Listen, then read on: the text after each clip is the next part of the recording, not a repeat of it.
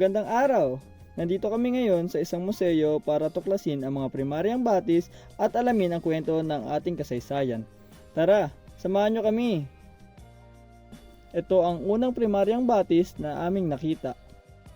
Ang Laguna Copperplate inscription ay isang primaryang batis dahil ito mismo ay orihinal na dokumento mula pa noong ika-10 siglo na nagbibigay ng unang kamay na ebidensya tungkol sa pamumuhay ng mga sinaunang Pilipino.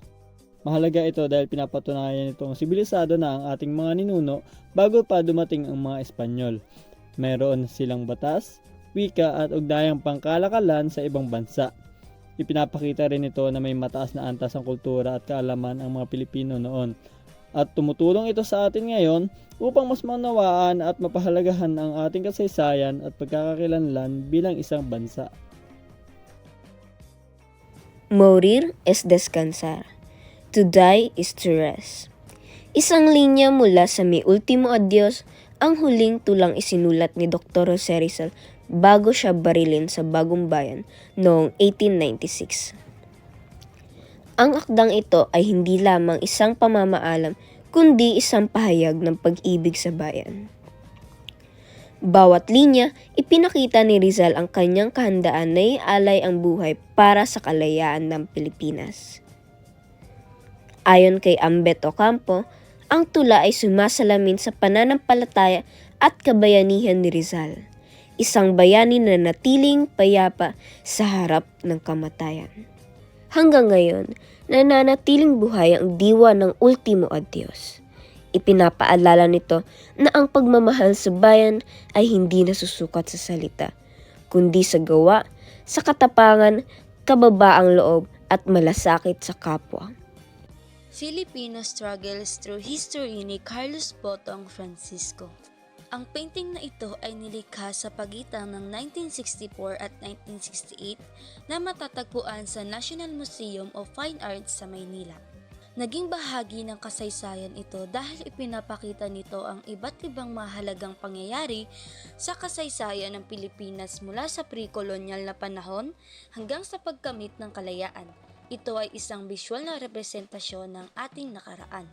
Ang kinalaman sa mga pangyayari noon, ito ay nagpapakita ng mga paghihirap, paglaban at tagumpay ng mga Pilipino sa iba't ibang yugto ng ating kasaysayan.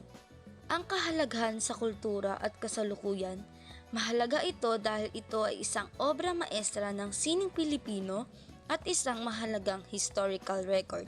Sa kasalukuyan, ito ay nagbibigay inspirasyon sa atin upang pahalagahan ang ating kalayaan at ipagpatuloy ang pag-unlad ng ating bansa.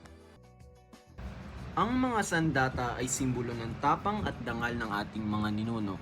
Ang napili kong primaryang batis ay ang mga sinaunang espada at kalasag na makikita sa National Museum of the Philippines sa Maynila.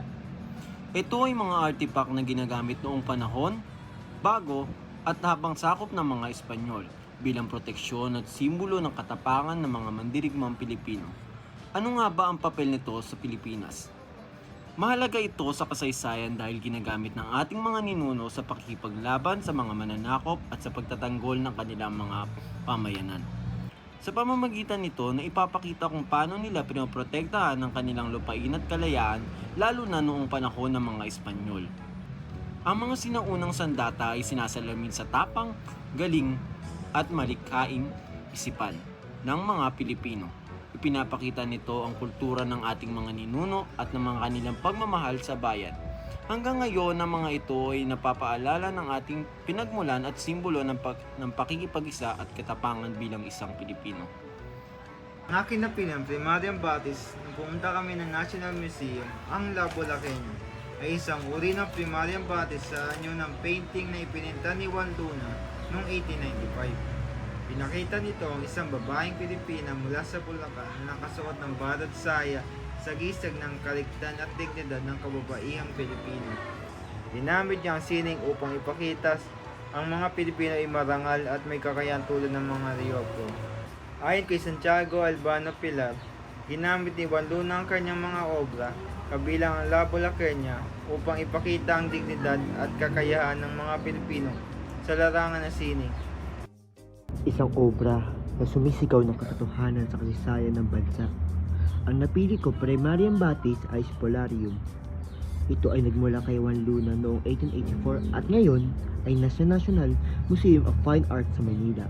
Ito ay nagsilbing inspirasyon kay Jose Rizal noon.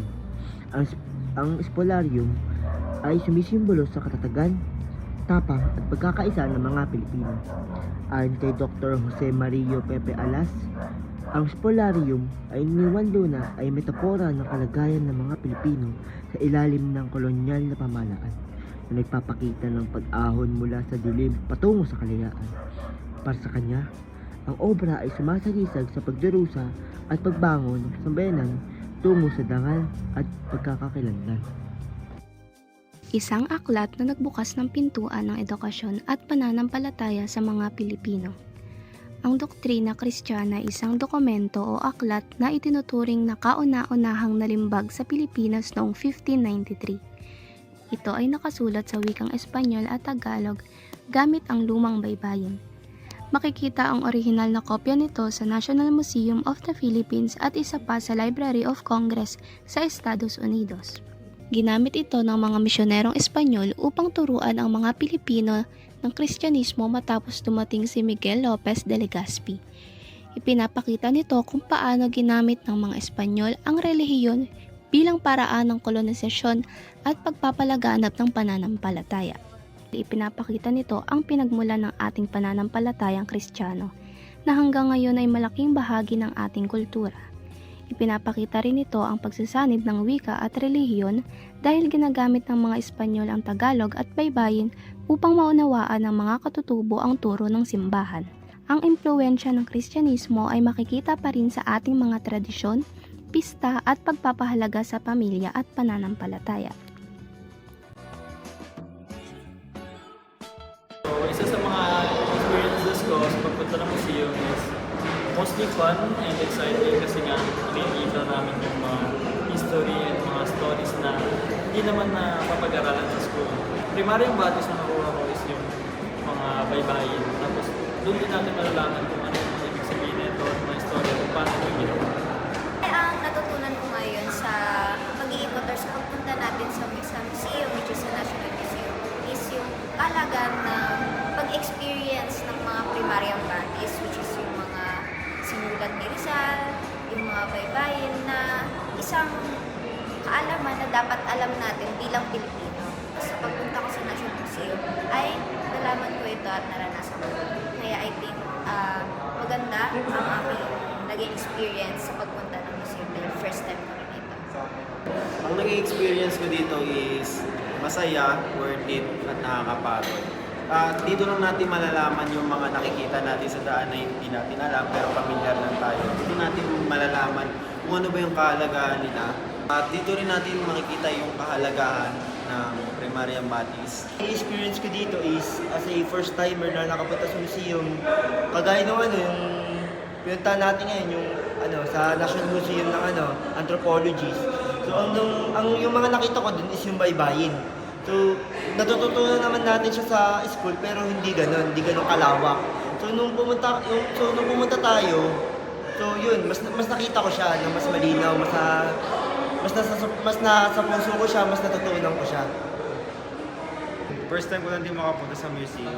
Kung gaano kalaki yung museum, gano'n din kadami matututunan mo. Tulad nung nakita ko sa anthropology, yung may iba pa lang plug yung mga tausog na kapilipino natin.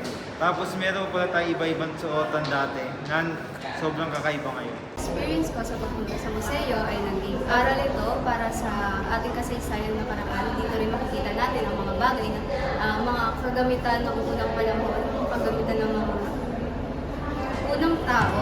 Kaya makikita pa rin natin